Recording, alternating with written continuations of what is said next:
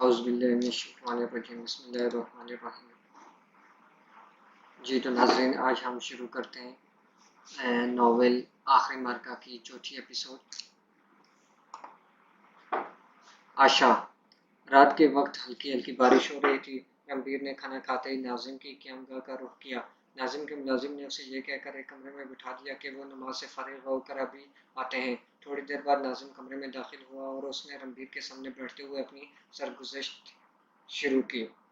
عبدالواحد میرا اسلامی نام ہے۔ مسلمان ہونے سے پہلے میرا نام داسودیو تھا۔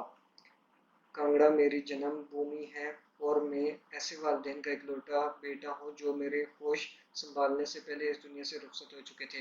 میرا باپ نگر کوٹ کی فوج کا نسبتاً پتی رہ چکا تھا اور نگر کوٹ سے چند کوس کے فاصلے پر ایک سرسبز وادی کی چند بستیاں ہمارے جاگیر تھیں۔ میرے باپ کی موت کے بعد میرے چچا نے میری پرورش کی ذمہ داری لی۔ میرے چچا کی کوئی اولاد نہ تھی، اس لیے وہ مجھے بہت پیار کرتے تھے۔ ان کی یہ خواہش تھی کہ میں بھی اپنے باپ کی طرح عزت اور شہرت حاصل کروں۔ نگر کوٹ کے راجا کی طرف سے ہمیں اپنی جاگیر میں 150 سوار اور 400 پیادہ سپاہی رکھنے کا حکم تھا، اس لیے میرے دل میں ایک اچھا سپاہی بننے کی خواہش پیدا ہونا قدرتی بات تھی۔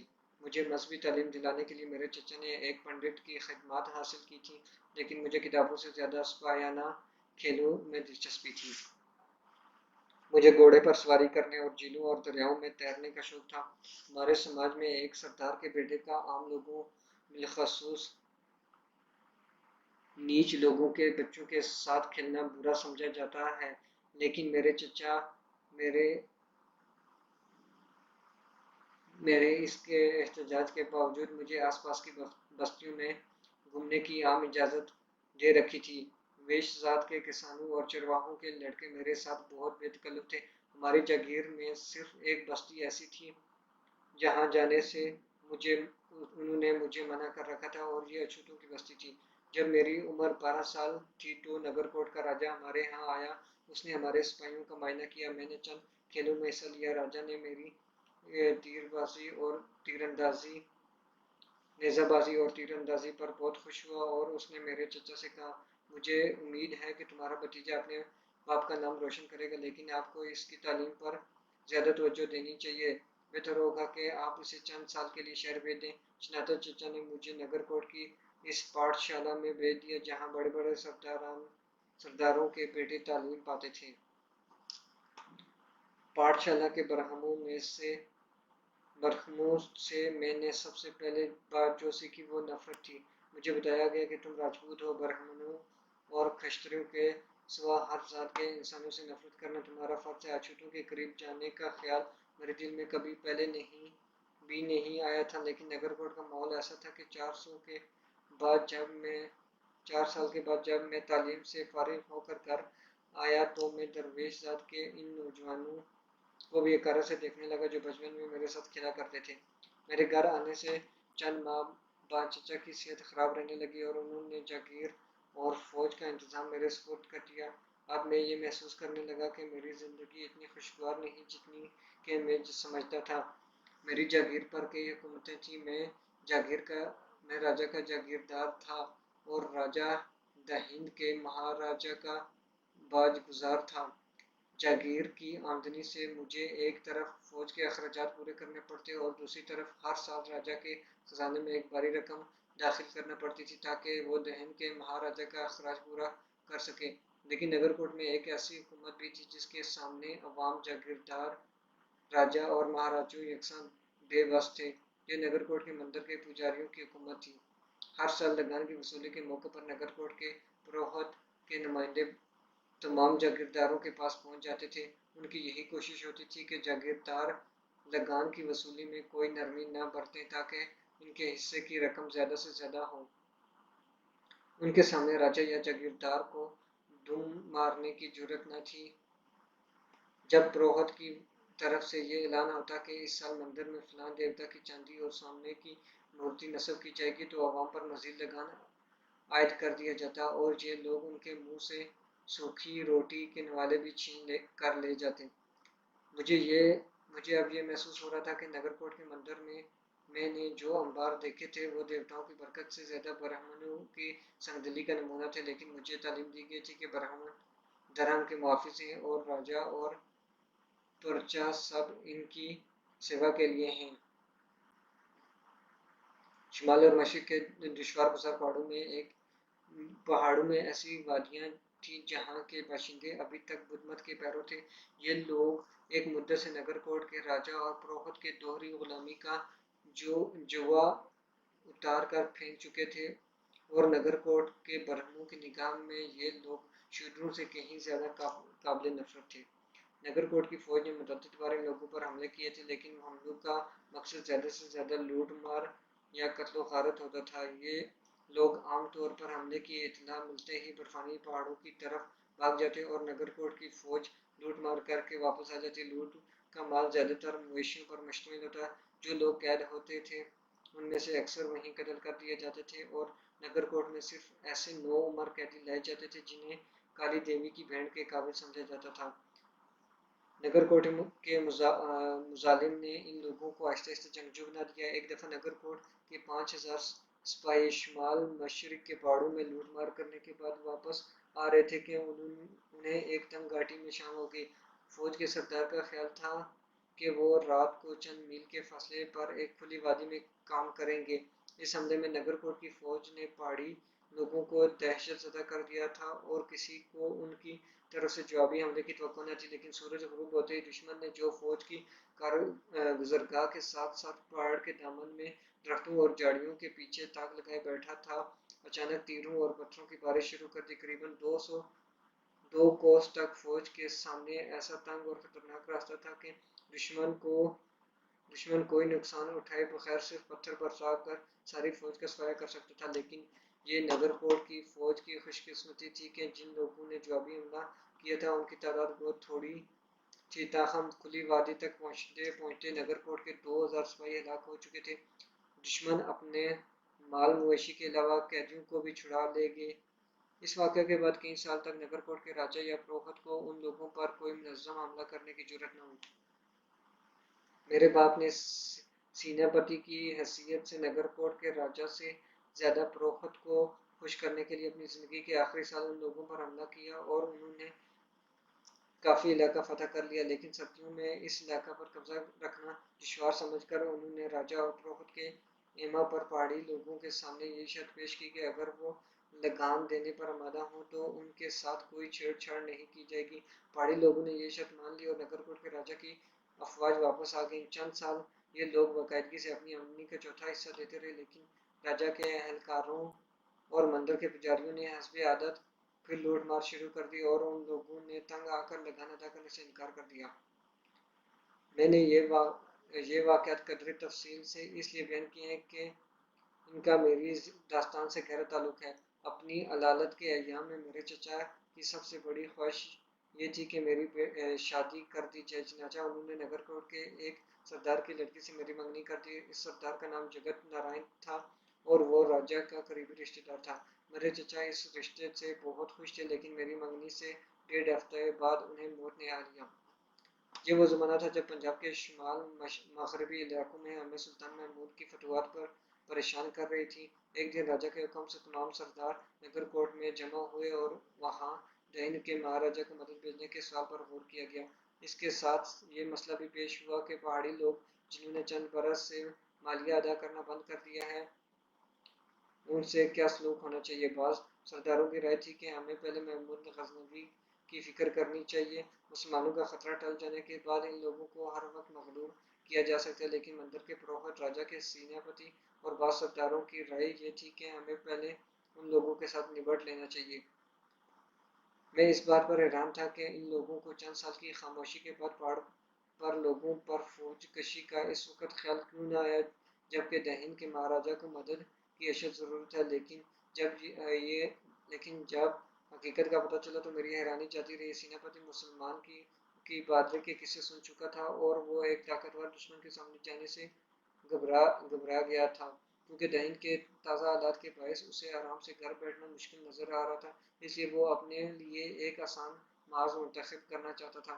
پروہت کو مندر کے بے حساب دولت کی فکر تھی۔ اس کا خیال تھا کہ عام حالات میں میمون شاید اس دور افتادہ پہاڑی کے علاقے کا رخ نہ کرے، لیکن نگر کوٹ کی فوج اگر دہن پہنچ گئی تو شکست کی صورت میں یہ بعید از قیاس نہیں کہ میمون نگر کوٹ کی اس فوج کا پیچھا کرے۔ سرداروں کی اکثریت نے بھی گھر سے دور جا کر بڑے خطرے کا سامنا کرنے پر گھر کے قریب ایک معمولی خطرہ مول لینے کو ترجیح دی۔ راجا نے مجبوراً پروہت اور اس کے حامیوں کے فیصلے کے سامنے سر جھکا دیا، لیکن اس کی آخری کوشش یہ تھی کہ نگر کوٹ کا قریباً ہر سپاہی اس جنگ میں حصہ لے تاکہ یہ فوج اس مہم سے فارغ ہو کر جلد دہن کی مدد کے لیے جا سکے۔ لیکن پروہت نے پھر راجا کی مخالفت کی اور اس بات پر زور دیا کہ اس مہم کے لیے جاگیرداروں کی فوجیں کافی ہیں اور نگر کوٹ کی باقاعدہ فوج کے سپاہی مندر کی حفاظت کے لیے رہنے چاہیے۔ بالآخر یہ فیصلہ ہوا کہ راجا کی باقاعدہ فوج کا نصف حصہ اس مہم میں جاگیرداروں کے سپاہیوں کے ساتھ شریک ہوا اور نصف مندر کی حفاظت کے لیے رہے۔ سیناپتی نے 8,000 سپاہیوں کی فوج کو 3 حصوں میں تقسیم کیا۔ اس نے خود 4,000 سپاہیوں کے ساتھ سیدھا مشرق کا رخ کیا اور 2,000 سپاہی سردار جگت نارائن کی رہنمائی میں دیکھ کر اسے حکم دیا کہ وہ شمال کی طرف سے چکر کاٹ کر مشرق کے برفانی پہاڑوں کے دامن میں پہنچ جائے اور وہاں باقی فوج کا انتظار کرے۔ باقی 2,000 فوج ایک سردار کے ماتحت دیکھ کر اسے جنوب کی طرف سے چکر کاٹ کر اسی مقام تک پہنچنے کی ہدایت کی۔ میدانی علاقے میں بکھرے ہوئے دشمن کو گھیر کر تباہ کرنے کے لیے ایسی چال کامیاب ہو سکتی تھی، لیکن پہاڑوں کے ایک لامتناہی سلسلہ میں ایسی چال سے کسی کامیابی کی امید رکھنا حماقت تھی۔ پہاڑی لوگ اس علاقے کے چپے چپے سے واقف تھے اور قدرت نے ان کے لیے جگہ جگہ ناقابل تسخیر مورچے بنا رکھے تھے، لیکن سماج کا دبدبہ کچھ ایسا تھا کہ ان لوگوں نے کسی جگہ بھی ڈٹ کر مقابلہ نہ کیا۔ ہماری فوج میں صرف چند سردار اپنے ساتھ گھوڑے لائے تھے، لیکن دشوار گزر پہاڑوں میں داخل ہوتے ہی گھوڑوں کو ایک محفوظ وادی میں چھوڑ دیا گیا تھا۔ میں اور میرے سپاہی سردار جگت نارائن کے ماتحت تھے، اس کے 2 بیٹے بھی اس مہم میں شریک تھے۔ ہماری کارگزاری دیکھنے کے لیے پروہت کا ایک بھائی بھی ہمارے ساتھ شامل ہو گیا۔ چند دنوں تک ہم نے کسی قابل ذکر مزاحمت کا سامنا نہ کیا۔ جو بستیاں ہمارے راستے میں آئیں وہ عام طور پر خالی ہوتی تھیں، لیکن کوئی عورت، بچہ یا بوڑھا نظر آ جاتا تو ہمارے سپاہی ان پر تلواروں کی تیزی آزما لیتے، لیکن یہ کھیل مجھے اس وقت بھی پسند نہ تھا جب ہم دھرم کے ان دشمنوں کے خلاف نفرت اور حقارت سے بھرا ہوا تھا۔ ایک دن ہم نے ایک نہایت پرفضا وادی میں کیمپ کیا۔ چند سپاہی کسی اجڑی ہوئی بستی سے 2 عورتیں اور 3 بچوں کو پکڑ لائے۔ جگت نارائن نے انہیں درختوں سے باندھ دیا اور فوج کے چیدہ آدمیوں کو نشانہ بازی کی دعوت دی۔ میں نے اس کے خلاف احتجاج کیا تو اس نے بگڑ کر کہا، تم عورت بنتے جا رہے ہو واسدیو، دشمنوں کے خلاف ایک راجپوت کا دل پتھر سے زیادہ سخت ہونا چاہیے۔ میں نے جواب دیا، ابھی تک میں نے یہ فیصلہ نہیں کیا کہ یہ بے بس عورتیں بچے ہمارے دشمن ہیں۔ وہ بولا، تمہارا خیال ہے کہ ہم یہاں پتھروں کے خلاف لڑنے آئے ہیں؟ واسدیو، دیکھو میری طرف۔ اور یہ کہتے ہوئے اس نے اپنی کمان کا تیر چھوڑ دیا۔ ایک تیر بچے کے سینے میں لگا، اس کے ساتھ ہی چند اور کمانوں سے سنسناتے ہوئے تیر نکلے اور بچوں اور عورتوں کی چیخیں ان گنت قہقہوں میں دب کر رہ گئیں۔ جگت نارائن اور اس کے بیٹے اور چند سردار فاتحانہ مسکراہٹوں کے ساتھ میری طرف دیکھ رہے تھے۔ اس کے بعد میں نے جو کچھ دیکھا وہ اس واقعے سے کہیں زیادہ المناک تھا، جس میں اس کی تفصیلات میں نہیں جانا چاہتا۔ ایک دن ایک وادی کے گھنے جنگل میں ہم پر دشمنوں نے حملہ کیا، لیکن ہم نے انہیں بہت جلد پسپا کر دیا۔ اگلے دن ہم ایک ندی کے سامنے کھڑے تھے جو 2 پہاڑیوں کے درمیان ایک گہری کھڈ بناتی تھی۔ دن بھر کی تلاش کے بعد ہم نے ایک جگہ پہنچے جہاں لکڑی کا پل بنا کر ندی کو عبور کیا جا سکتا تھا۔ لکڑی کی وہاں کمی نہ تھی، چنانچہ اگلے دن ہم پل بنا کر دوسرے کنارے پہنچ گئے۔ میں نے احتیاطاً جگت نارائن کو مشورہ دیا کہ اس پل کی حفاظت کے لیے چند آدمیوں کا پہرا بٹھانا ضروری ہے، ممکن ہے ہمیں کسی خطرے کے وقت اس کی ضرورت پڑے۔ جگت نارائن نے کچھ دیر بحث کرنے کے بعد 20 تیر انداز اس پل کی حفاظت کے لیے مقرر کر دیے اور انہیں حکم دیا کہ وہ کل تک اس پل کی حفاظت کریں اور پھر باقی فوج کے ساتھ آ ملیں۔ جگت نارائن کے اندازے کے مطابق ہماری آخری منزل جہاں پہنچ کر ہمیں باقی فوج کا انتظار کرنا تھا اس مقام سے 50 کوس دور تھی، لیکن پل سے تھوڑی دور آگے ہم چلنے کے بجائے رینگ رہے تھے۔ ہمارے دائیں ہاتھ بلند پہاڑ تھا اور بائیں ہاتھ ندی تھی۔ براہ راست پہاڑ کی چوٹی تک پہنچنا ناممکن اور اس کے دامن میں ندی کے ساتھ ساتھ چلنا بھی بے حد مشکل تھا۔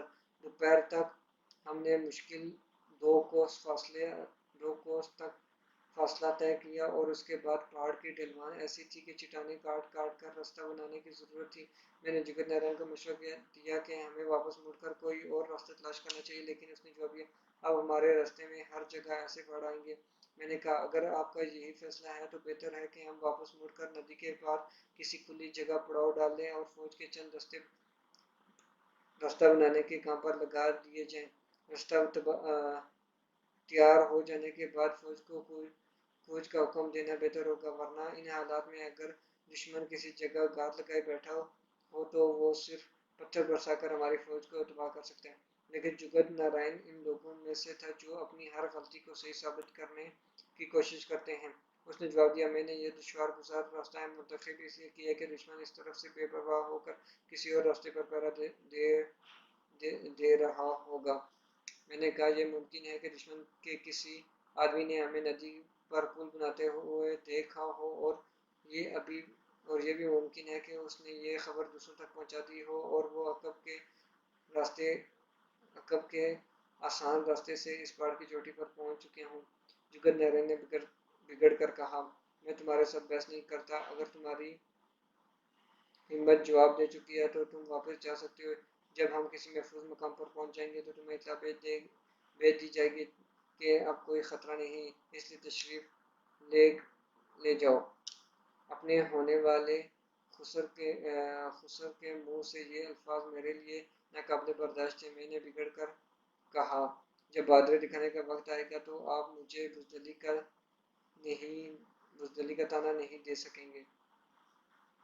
جگت نارائن کچھ کہنا چاہتا تھا کہ اس کا منہ کھلا رہ گیا۔ پہاڑی کی بلندی سے ایک خوفناک آواز سنائی دی اور سپاہی جو ایک لمبی قطار میں سنبھل کر قدم رکھ رہے تھے مبہوت ہو کر ایک دوسرے کی طرف دیکھنے لگے۔ میرے خدشات صحیح تھے، ہم پر پتھروں کی بارش شروع ہو چکی تھی۔ کچھ دیر بعد کسی کو تن بدن کا ہوش نہ رہا، ہر شخص اپنے پاؤں کے نیچے چپا بھر زمین کو غیر محفوظ سمجھ کر دوسرے کو دھکیل کر پاؤں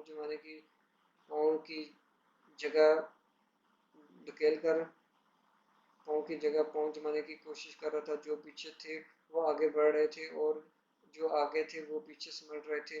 جو پتھروں کی لپیٹ میں آگے وہ ندی میں پہنچ گئے، لیکن بعض ایسے بھی تھے جنہوں نے محض دہشت کی وجہ سے ندی میں چھلانگیں لگا دی۔ جگت نارائن ایک درخت سے چمٹ کر پوری قوت کے ساتھ چل رہا تھا، لیکن اسے شاید خود بھی یہ معلوم نہ تھا کہ وہ کیا کہہ رہا ہے۔ بالآخر سپاہیوں کو یہ احساس ہوا کہ اب پیچھے مڑنے کے سوا کوئی چارہ نہیں، لیکن اس وقت تک 300-400 آدمی کھڑ میں گر چکے تھے۔ جس خطرناک راستے پر ہم کانپ کر پاؤں رکھتے تھے، اب واپسی پر ہم وہاں بھاگ رہے تھے۔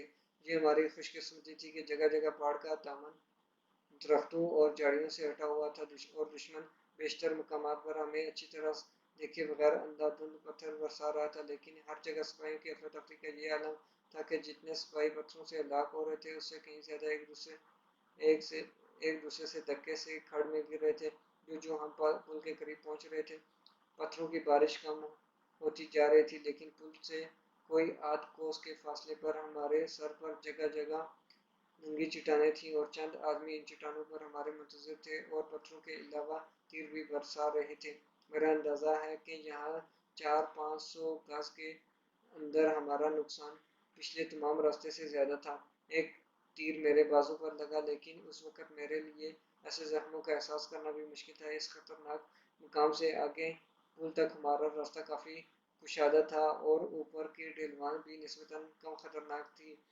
اکا دکا پتھر کہیں کہیں اب بھی گر رہے تھے، لیکن اس طوفان کے بعد یہ ہمارے لیے زیادہ پریشانی کا باعث نہ تھے۔ لیکن اب تک ہر سپاہی کی یہ خواہش تھی کہ وہ پل کو عبور کرنے میں دوسرے سے سبقت لے جائے۔ جگت نارائن کا ایک بیٹا میری آنکھوں کے سامنے پتھر سے گھائل ہو کر کھڑ میں گرا تھا اور دوسرے کا کہیں پتہ نہ تھا۔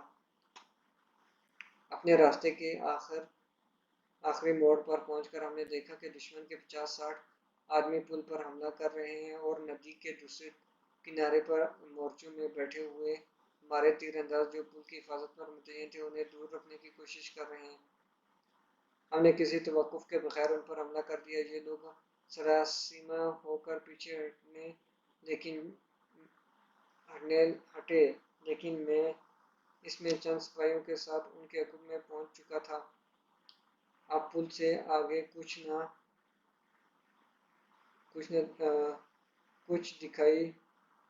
کچھ دیر تک پہاڑ کی ڈھلوان ناقابل گزر تھی اور سامنے سے تیروں کی بارش میں ان لوگوں کے لیے پل عبور کرنا مشکل تھا، کیونکہ پل پر سے بمشکل بیک وقت 2 آدمی گزر سکتے تھے۔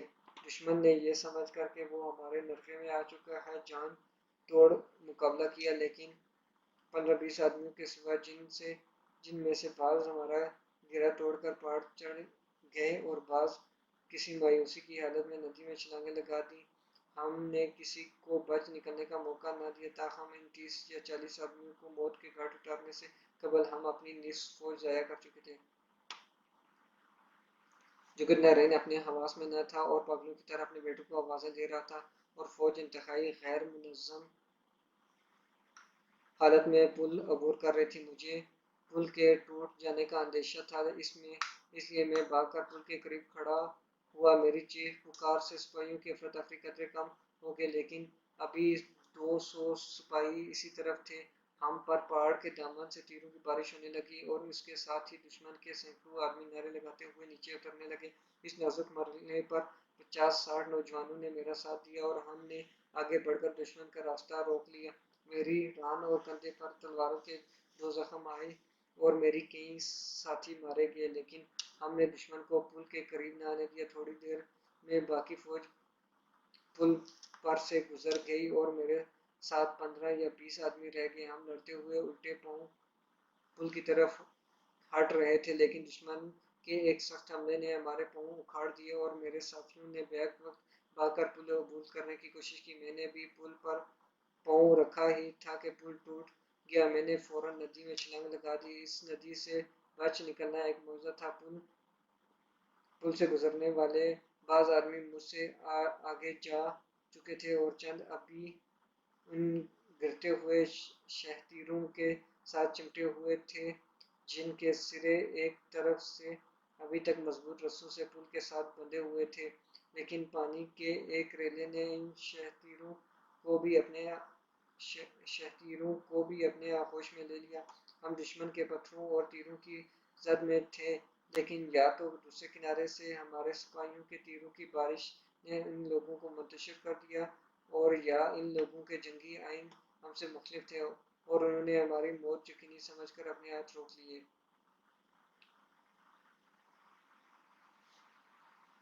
یہ تو ناظرین یہ تھی آج کی ایپیسوڈ۔